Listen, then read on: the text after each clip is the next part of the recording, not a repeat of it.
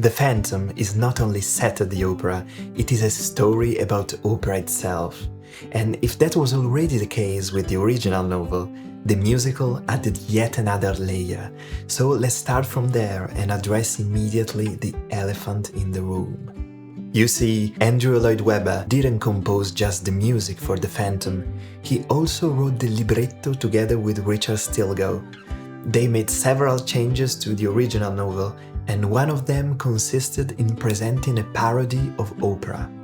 The heart of it all is in the characters of Ubaldo Piangi and La Carlotta, the stereotypes of a tenor and a soprano. He lives for the high notes. She is moved only by success and the need to stay in the spotlight, as we understand from the song Prima Donna. In Italian, prima donna means literally first lady, and in the operatic scene it was the name given to the leading soprano of each production. Those sopranos were extremely popular, and since they lived for their success, they often had strong personalities, but the theaters always comply with their requests because of their draw to the box office. But Webber didn't just make fun of the singers, he also made fun of the composers. Indeed, after the overture of The Phantom, we find ourselves during the rehearsals of a fictitious opera, the Hannibal. The plot is not so distant from those of many historical operas composed towards the end of the 18th century. The music, on the other hand, seems to mimic the music of the 1840s, and especially Donizetti and Verdi, and making fun of them by oversimplifying their music and filling everything with ballets that were a must at the Paris Opera. But nothing is as funny as the duet between La Carlotta and Piangi, where they alternate between singing their verse and singing random high notes.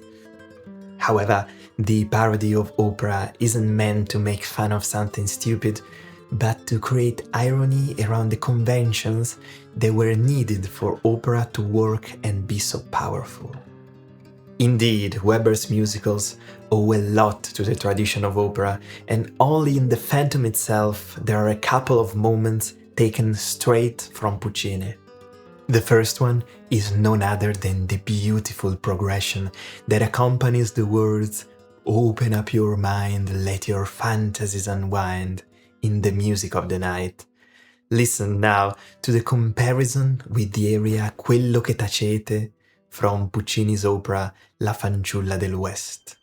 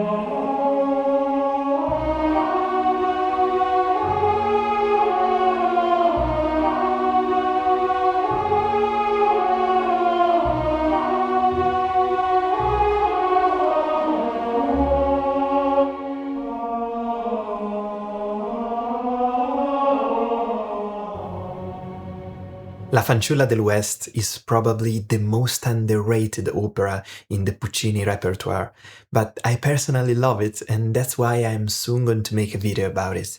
But Webber also took inspiration from La Bohème, and he did it in the song The Point of No Return.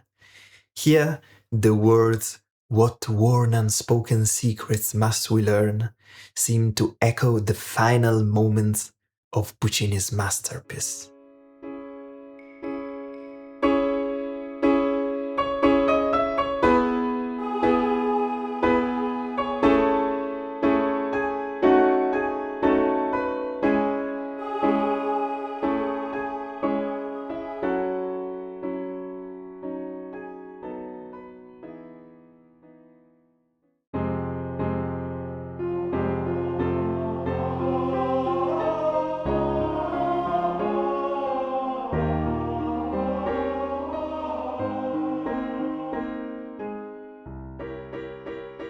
As you may have guessed, Webber was a huge Puccini admirer, and he declared in his own autobiography that he fell in love with the Italian composer on Christmas Day 1961 when he was only 13 years old.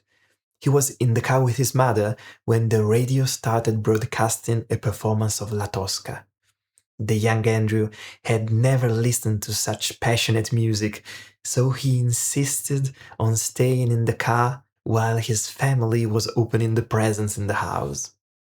In a recent interview, he also declared that in order to become a successful composer for the musical theatre, one could just as well study the second act of La Bohème and nothing else.